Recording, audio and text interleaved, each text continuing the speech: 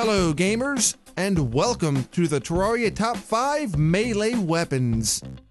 Now these weapons are great for a class challenge, or if you're looking for an upgrade over your previous weapon, these will definitely help you out in your quest.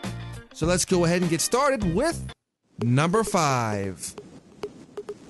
The Muramasa has gotten in the dungeon and probably represents the best sword pre-hard mode. Now granted, there's some upgrades that are available in the underworld, but the Muramasa is pretty much a one-click and forget it weapon. Basically, it auto-repeats at an astonishingly fast rate, so DPS for this weapon is pretty awesome. So, while some may disagree, I think the Muramasa does a pretty good job of representing pre-hard mode, and is the only one on this list. Number 4.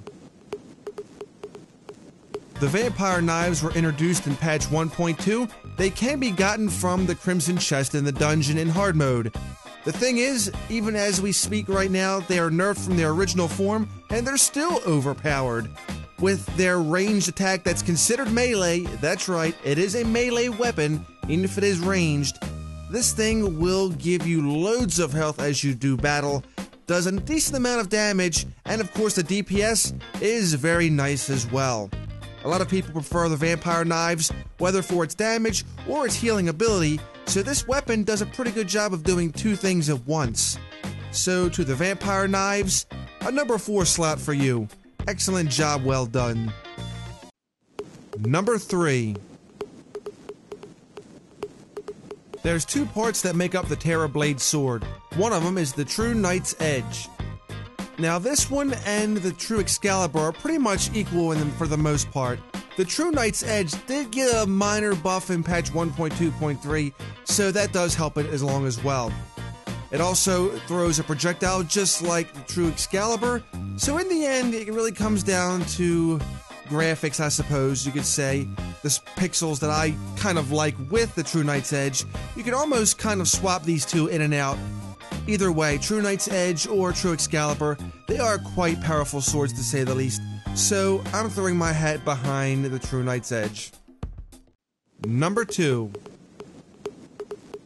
The Horseman's Blade can be dropped during the Pumpkin Moon from the Pump King.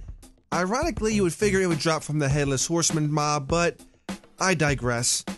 Anyway, this is a very powerful sword, just coming in slightly under the number 1 slot. Some people may have actually slotted this as the number 1, but I feel that this sword is just a tad bit underneath. But it does have a projectile pumpkin go as you hit mobs, so that helps it along as well. Very powerful to say the least.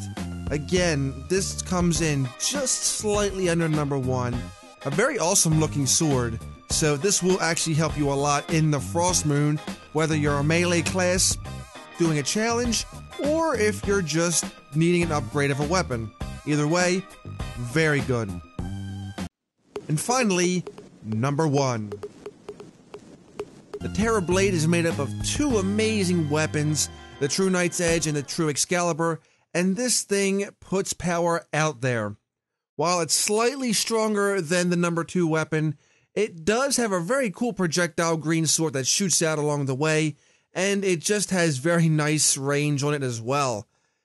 A lot of people fall in love with this sword, not just because of the looks, but the damage as well, and it does take a while to get though.